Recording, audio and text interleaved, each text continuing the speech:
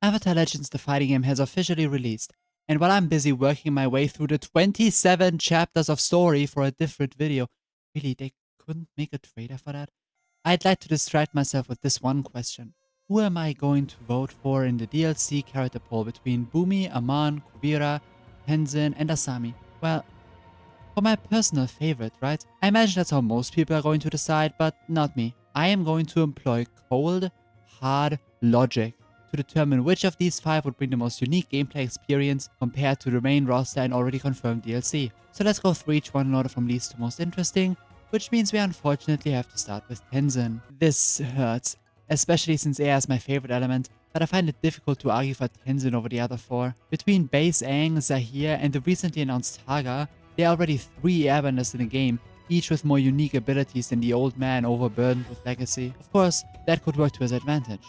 Aang, even without the avatar state, is technically more than just an airbender, and Zahir and Tara both gained airbending through unconventional ways and conflict with the martial art and spiritual teachings of traditional airbenders respectively. These deviations carry over into their gameplay, and alongside their physical differences, could definitely leave room for the tall, slender, elder master of real airbending.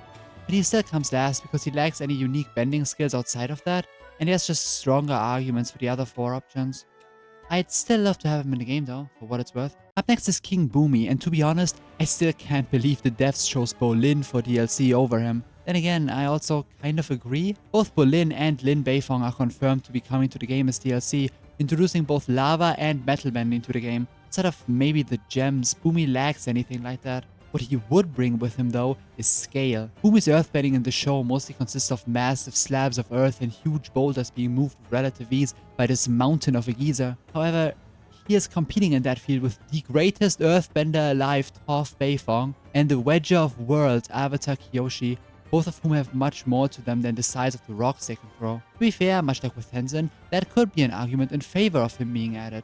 Something that I personally consider to be inevitable anyway should this game last long enough. We all love the King of Omashu, but my cold-hearted utilitarian disposition demands this low placement. Kuvira, in my opinion anyway, is one of the most impressive metal benders we have seen in this franchise. Her style is deliberately oppressive, taking the idea of metal restraints people like Lin employ to the extreme. Beyond mere bending ability, Kuvira is a decent manipulator and strategist as well, deliberately throwing her opponents off balance during combat, which should be adapted to her defensive game fairly easily. She has no trouble standing out against the other earthbenders, and that is before I admit she only beat out Boomy for me because I want a nuclear weapon super.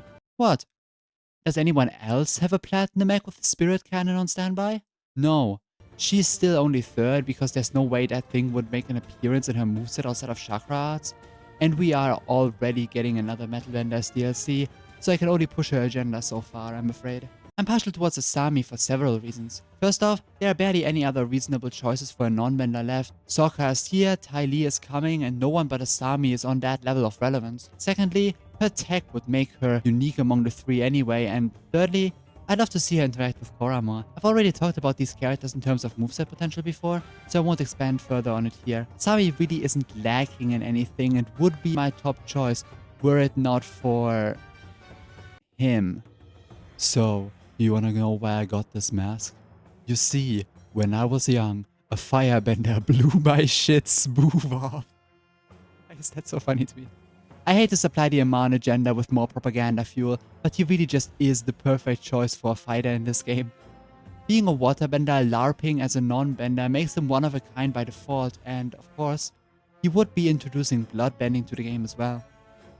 Furthermore, if being a decent manipulator and strategist makes Kuvira an intriguing addition, Aman matches if not eclipses her in that department, and his subtle bloodbending influence already allows him to move like he's in flow stance in the show. Adapting him to this game would be pretty seamless, he is not lacking in support options, and, most importantly, basically no other character in or in consideration for the game is anything like him.